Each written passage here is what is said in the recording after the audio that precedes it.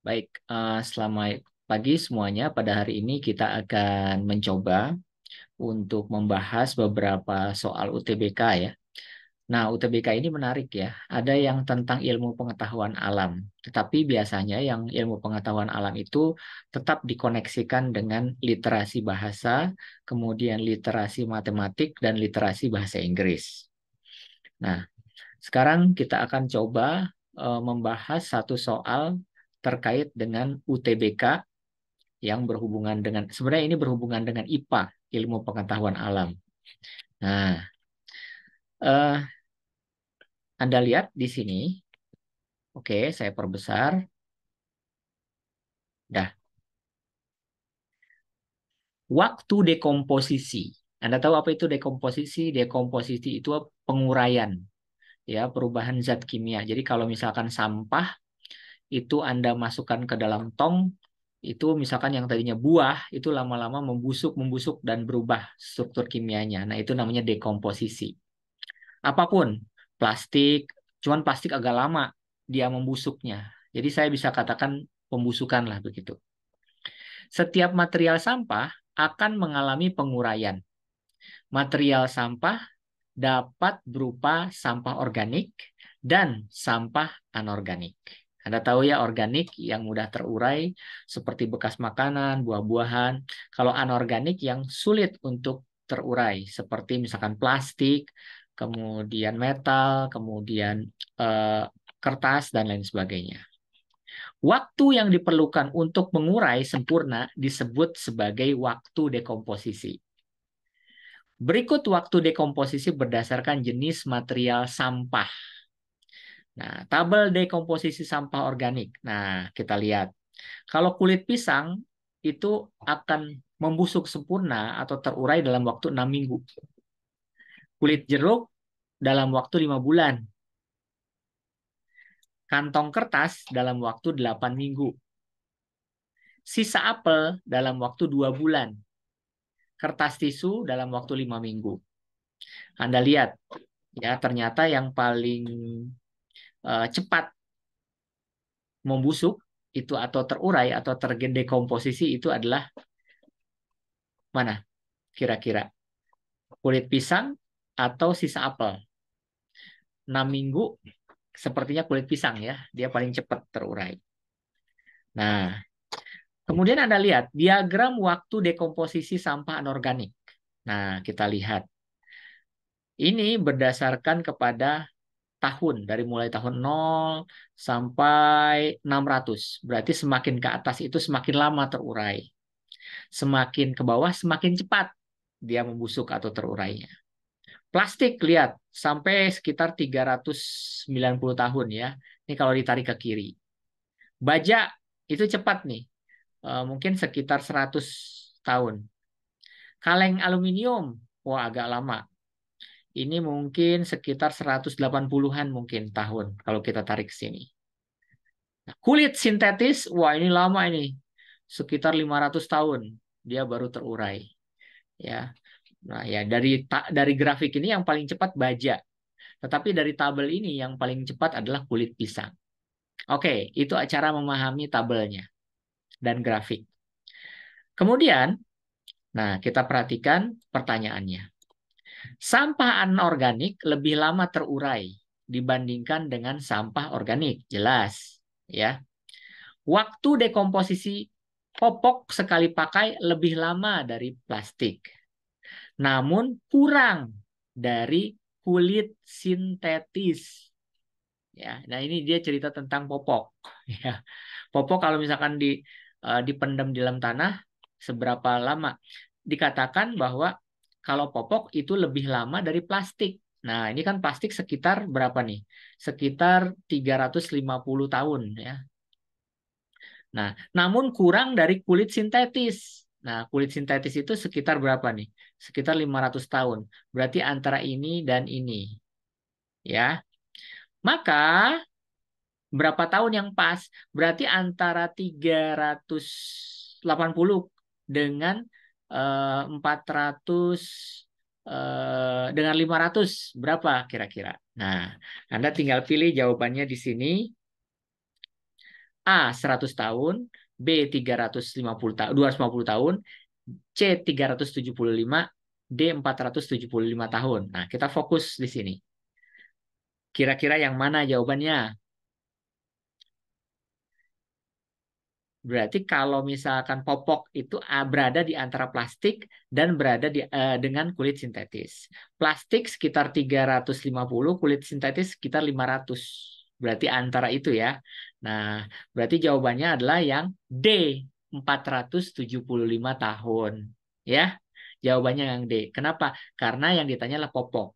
Popok berada di antara plastik dan kulit sintetis. Berarti di sini nih di tengah sini itu sekitar 475 tahun. Mudah ya? Oke. Kemudian soal yang kedua. Oke, kita lanjut ke soal kedua. Nah, ini kita harus baca pelan-pelan sampai kita mengerti. Baik, khasiat susu bagi tubuh kita sudah tidak diragukan lagi. Meskipun demikian, tidak setiap orang bersedia mengkonsumsi susu.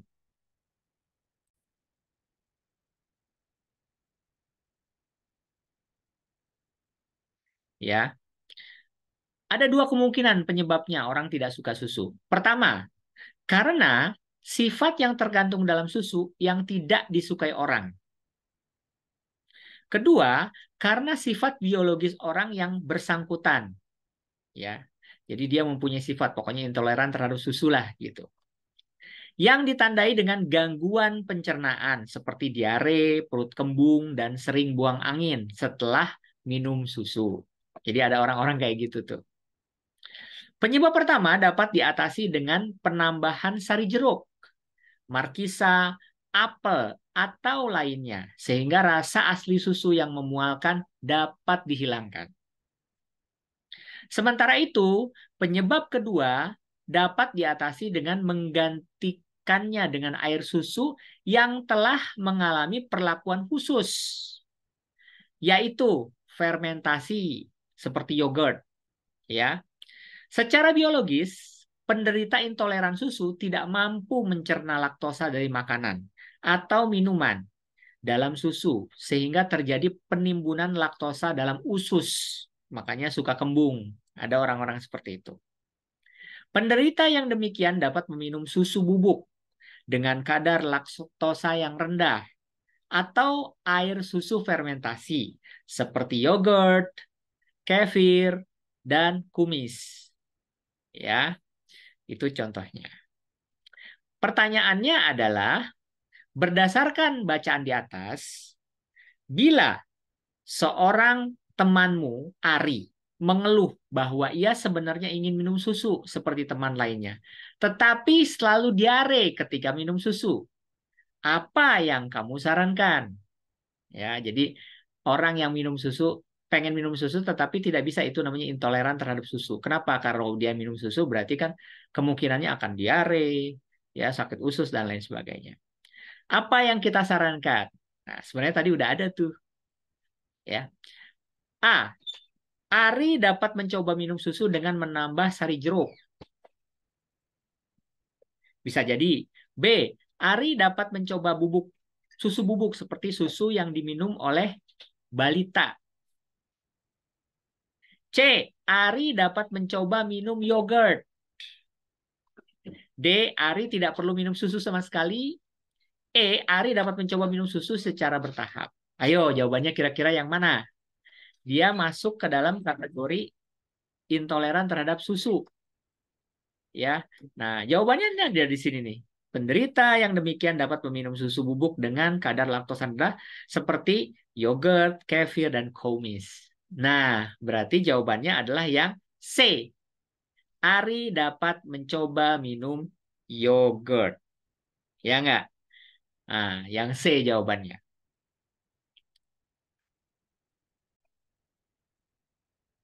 Kita lanjutkan soal berikutnya.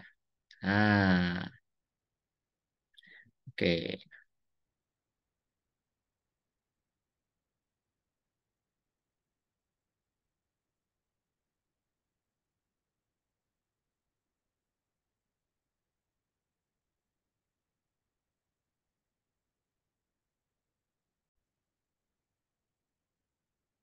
Soal berikutnya terkait dengan masih ilmu pengetahuan alam, cuman dia dalam konteksnya menggunakan bahasa Inggris.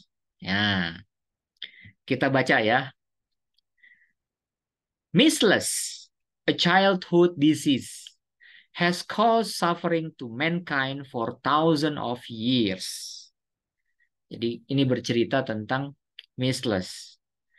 Ya, jadi penyakit anak-anak itu menyebabkan penderitaan yang diderita oleh manusia selama ribuan tahun.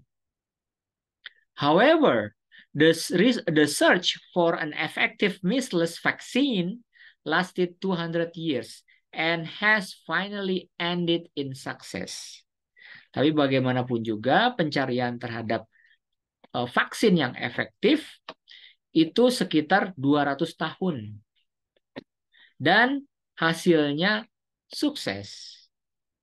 Now, for the first time, measles is a preventable disease. Nah,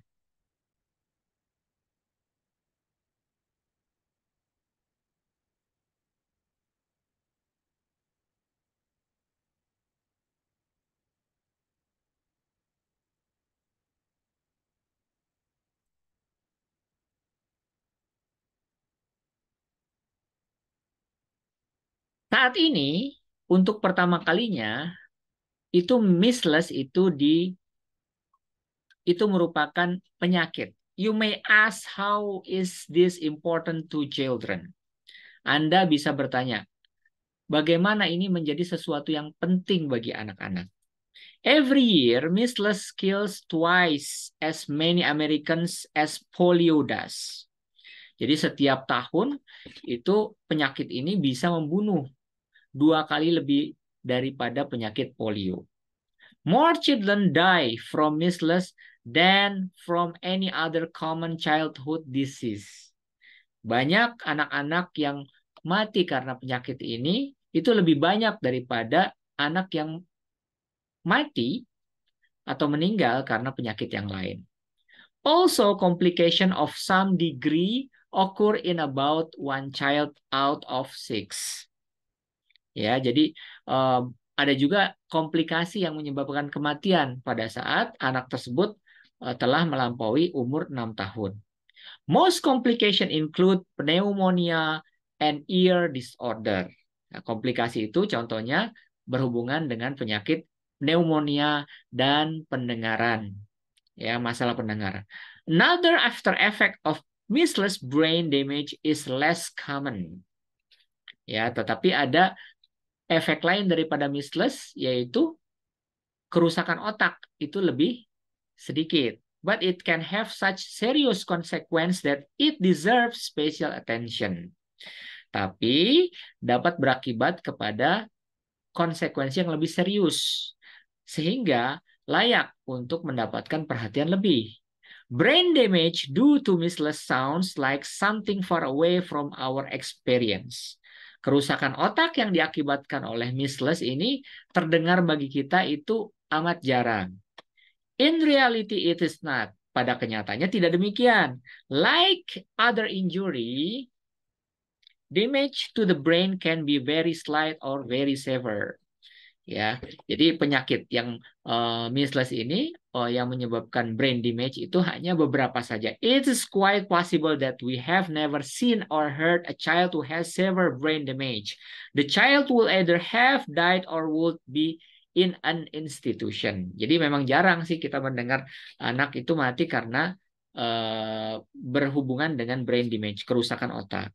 However, in medical research, a relation has been found between measles and such things as behavior problems, personality change, and dullling of mental ability. Nah, tapi berbagai penelitian tentang kesehatan yang berhubungan dengan measles itu ada beberapa penyakit yang bermasalah terhadap behavior latar belakang. Antara lain adalah personality change, perubahan personality, and dullling the mental ability, dan mental ability, kemampuan mental. For example, a child may be bad-tempered or a little slow to learn after he has recovered from measles. Sebagai contoh, anak menjadi temperamental dan sedikit sulit untuk belajar ya pada saat dia recover sembuh dari penyakit measles ini. Nah, itulah terkait dengan materi yang berhubungan dengan penyakit. Jadi ini bercerita tentang penyakit measles. Kalau di bahasa Indonesia kan, itu measles itu artinya adalah campak, ya, penyakit campak, ya. Nah, itu terlihat perubahannya pada kulit. Nah, berikutnya adalah, oke. One of the important findings of the research on measles is that, nah, pertanyaannya adalah satu dari penemuan yang penting terkait dengan penelitian penyakit campak adalah, nah, a children who have got measles may become difficult to handle because of their behavior. Bisa jadi benar. Jadi artinya adalah anak yang kena penyakit campak bisa jadi sulit untuk dikendalikan karena perilakunya. Ya, tadi kan ada akibat lain. Kalau misalkan anak kena campak, berarti dia agak temperamental, mudah marah, dan sedikit lamban dalam menerima atau dalam belajar. Nah, itu penyebab dampak akibat penyakit campak. Betul ya? Ada di kalimat terakhir nih. Nah, di sini. Kemudian B, in reality there are no measles patient who get brain damage. Enggak, ini enggak benar ini. Pada kenyataannya ada yang punya kerusakan otak tetapi tidak banyak. Yang ke C, personality change already occur at the time child has measles. No, this is wrong. Kenapa? Dia mengatakan bahwa perubahan personality itu terjadi pada saat anak itu terkena penyakit campak. Salah. Pada saat dia telah sembuh dari penyakit campak baru kena. Nah, ini seperti ini. D. Measles can cause children to become physically handicapped. Enggak lah, enggak ada pernyataan itu. Kemudian E. Measles is the first killer of childhood disease in the world. Tidak. Dia bukan penyebab kematian utama kan. Ada polio dan lain sebagainya. Jadi jawaban yang benar adalah yang A. Kenapa Pak yang A? Ini ada pernyataannya di sini. Sesuai dengan ini. Jadi jawabannya adalah children who have got measles may become difficult to handle. Jadi difficult to handle itu kayak temperamental ya, sulit untuk dihandle lah pokoknya. Because of their behavior. Jadi jawabannya ya adalah yang A. Ngerti ya? Mudah. Oke, kita lanjutkan. Kita lanjutkan.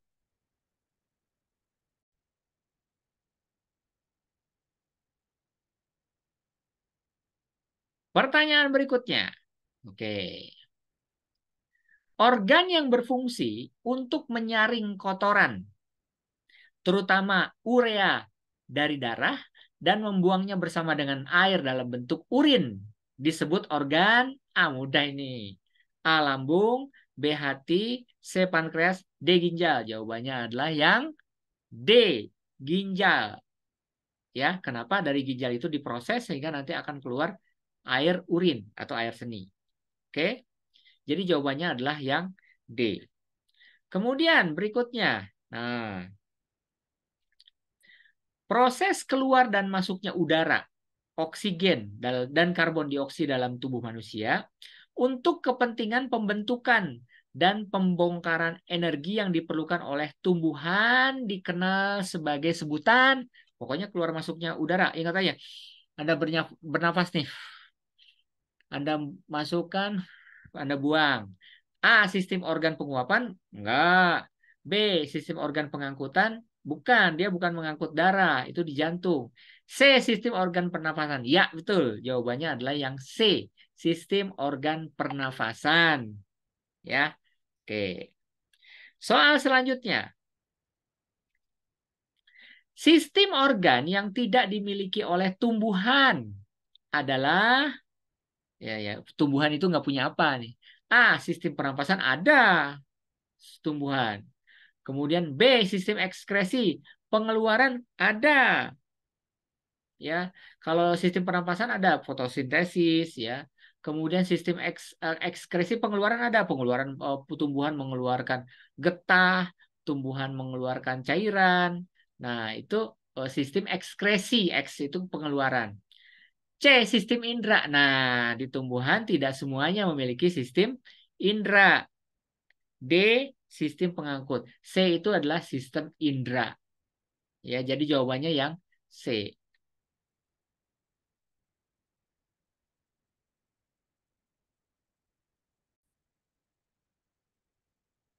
Nah, ini sedikit agak hitung-hitungan. Masih dalam bentuk IPA, tetapi agak hitung-hitungan di sini. Oke. Nah, baik. Suatu sistem ya berisi benda A dengan massa 1 kg dan B dengan massa 2 kg. Jadi ada dua benda nih. A beratnya 1 kilo dan B beratnya 2 kilo. Yang tergantung pada sebuah benang dengan massa yang diabaikan. Nah, jadi ada dua benda nih, ngegantung dia, diikat pada benang. Tetapi berat benangnya ini diabaikan. Jadi tidak kita hitung nih berat benangnya ini. Ada dua benda, gitu. Jika percepatan gravitasi adalah 9,8 meter per second pangkat 2, hitunglah tegangan pada benang. Ya. Nah, untuk menjawab soal ini, A 4,9, B 9,8, C 14,7, D 19,6. Yang mana Pak yang benar? Oke. Caranya adalah kita hitung. Nah, kita hitung. Tegangan benang sama dengan berat total benda, ya enggak? Hingga tegangan pada benang dapat dihitung. Nah, karena benangnya ada dua, maka tegangan pertama dan tegangan kedua dikali gravitasi. Ingat, benda yang pertama beratnya 1 kilo. Benda yang kedua itu beratnya 2 kilo. Berarti 1 tambah 2, 3 kan? Nah, dikalikan dengan gravitasi. Tadi gravitasinya diketahui adalah 9,8. Berarti 1 tambah 2 kan 3. 3 kali 9,8 dapat 29,4 Newton. Ya, 29,4 Newton. Nah, karena di sini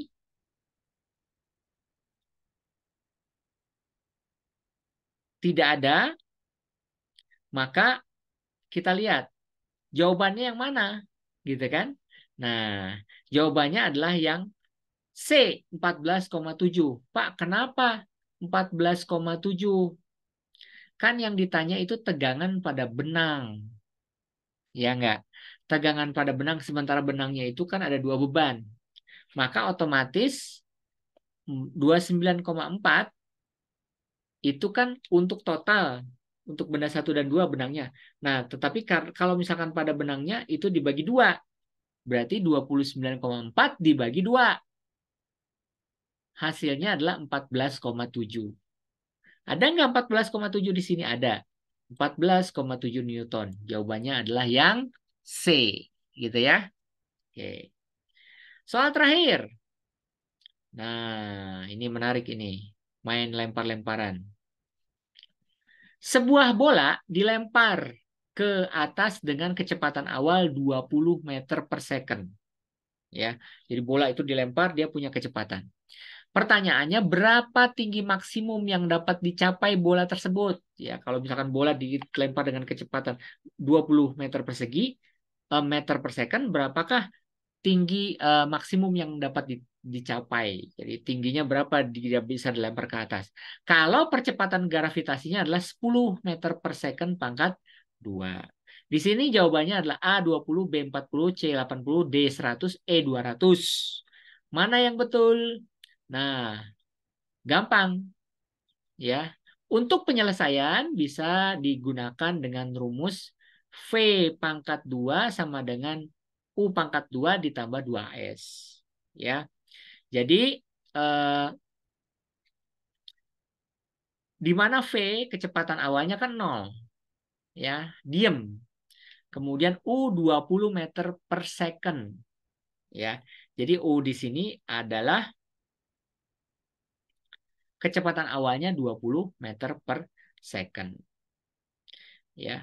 Pangkat 2, ini adalah pangkat 2 ditambah 2, 10 meter per second pangkat 2. Berarti 20 dibagi 2. Sehingga ditambah jaraknya adalah 10 meter. Berarti kalau kita lempar dengan kecepatan tersebut, kita bisa mendapatkan jarak atau ketinggiannya itu adalah 10 meter. Baik, itulah soal terakhir dari materi yang bisa saya bahas pada hari ini. Terima kasih.